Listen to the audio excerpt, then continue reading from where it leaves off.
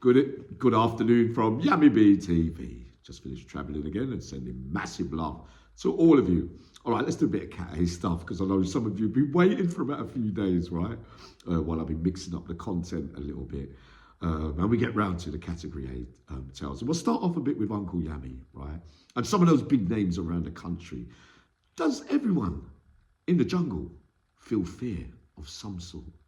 Does everyone go to bed at night thinking, where can it come from? Just because you lot are big with your physical and your hands and you can beat up mostly the best of the rest with you lot proficient like that with your boxing skills and martial arts or whatever.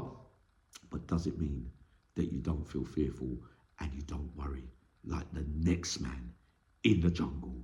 We know what we're talking about, and those that don't, you're about to find out. No one's invincible, no one's infallible. Certain men along them years now, I pinpoint 3 or 4 big names, right, that I've mentioned on Yammy TV, even though I had a right chuckle and smile to myself, right, and a couple of times, a couple of other things as well.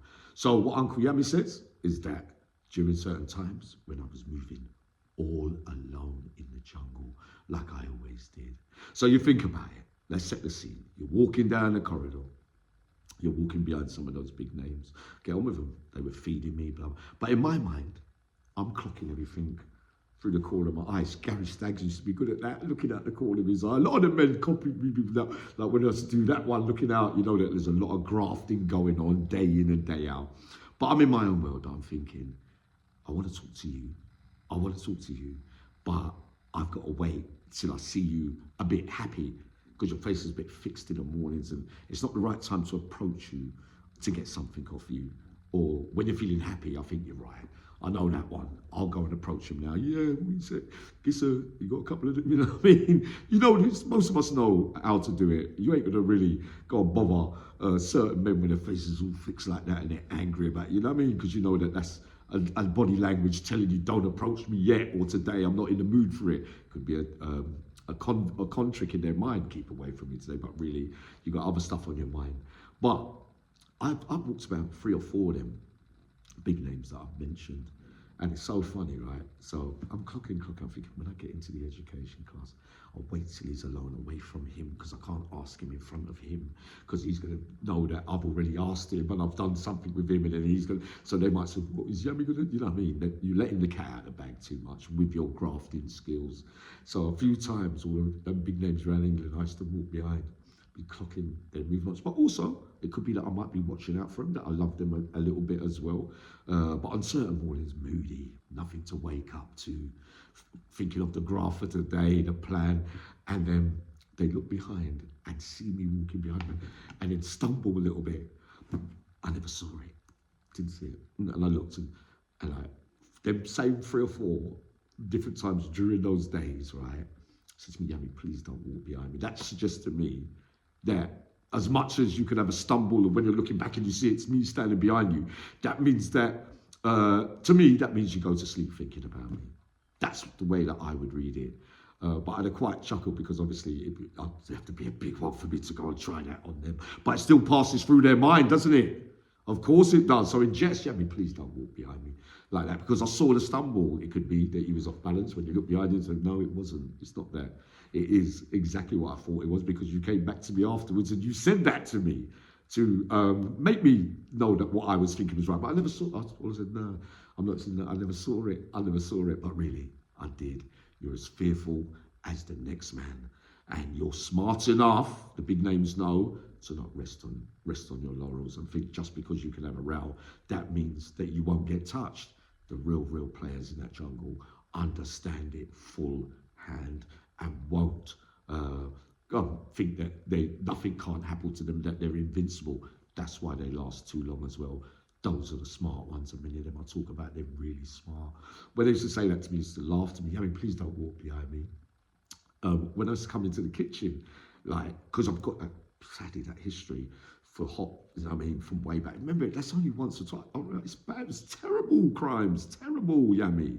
Now, when I used to come in, but I'm really going into the kitchen because the men that I want to talk to are cooking. but I want to get them away from the stove so that I can ask them because I'm on a bit of graft. You see what I mean? Junior Willis Leopold, rest in peace, my boy from East. I'm sad to hear about that death there out here, right?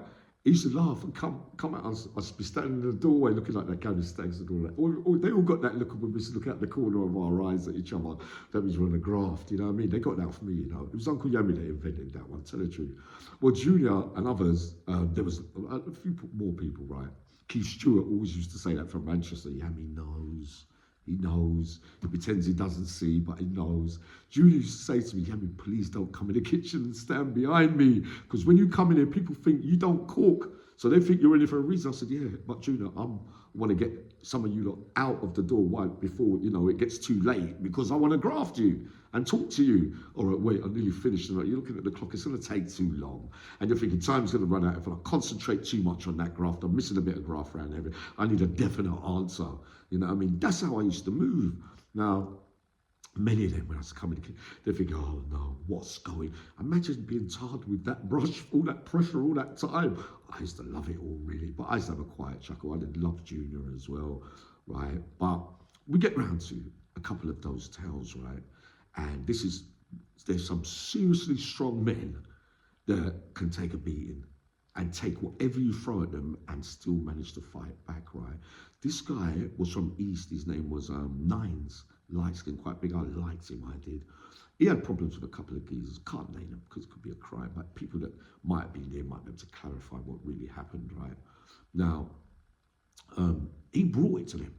So he's got to the jail he's in the jail. The two of them have turned up. Well, one he's got the beef with, trouble with, and another one is the other one's lieutenant, right? And there's another one who's a half lieutenant to the other one, so they're going to be a team. But Nines confronts all three of them. Says, listen, if you want to go into the shower or you want to go into the video room, I will have it with all of you lot. So some silly arguments from the streets, we know how it works, but they didn't want to know. So what they did is they planned to get him assassinated, right? So it only tells me that you knew that it would be a struggle. All three of you, what you could have just tried it with him physically. Wow, it's that serious that, you know, you had to get a big pot of fat, and throw it all over him a week or so later, right? And his face was burning and everything, right?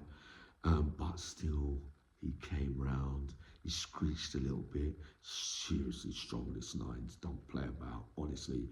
He got to their doorway, got in, and started having it with him in the cell. They were still trying to fight with him and that kind of stuff and wrestle.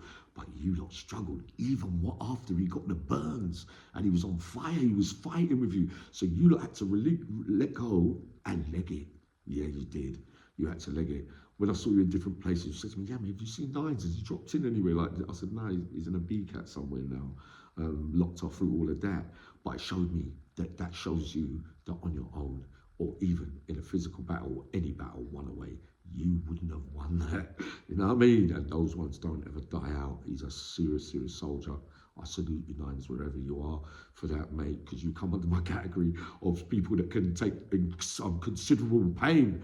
I don't think I could take the amount of beatings that some men got on. I saw over the years some horrific beatings and serious things happening to them, and still they go marching forward. Wow, I think I would have squealed like a baby on some of those ones. But listen, another one, right? That one reminds me of H. Herman from Junction, when there was a mix-up way back in the day. They was in the gym in one of the Cat A's, and they got his name mixed up with another H. It wasn't my H, right? So they were talking about another H, but people was thinking it was him, trying to wrong him off or something. He wasn't, though. And H confronted him in the gym. Not one of them clean out. They said sorry. They realized they made a mistake. They conned him. They said, sorry, we apologize for that because we got the wrong H. It's that one over there, right? So they invited him round for a drink, and then they threw the hot fat over him. He went over for the drink. I said, no, don't go. You know that's a snake one. Got you over there, threw the fat, but he run into the showers, put the thing down, and it got the thing, and then came running out. And you all run and banged up your doors, right? Imagine that. Fact, you didn't come out, and he was chasing you down. Another, in them days, H was quite a serious, formidable character, mate, right? The third one was an alleged sex offender. In the morning, right? In the morning, he was getting on everyone's nerves. What they went with, right? They went with weapons, iron bars, sugar and water, and that kind of stuff, and just started beating and beating. This geezer was quite big and all that, was trying to fight back, but he was getting beatings from absolutely everywhere, right? But he didn't go down. He was still fighting. So they're doing all that, they're hitting him with the kitchen sink, and somehow he's still staying in there. Allegedly, vicdark came round the corner. I said, you're doing it all wrong, taking too long. Watch. And he just went bang, bang, bang, put him on the floor. I said, now finish the job, and walked off, allegedly. Right, sending loads of love to you. I might come back up later on, but I think that's enough for today. Hope you enjoyed that one. Sending loads of love to you all.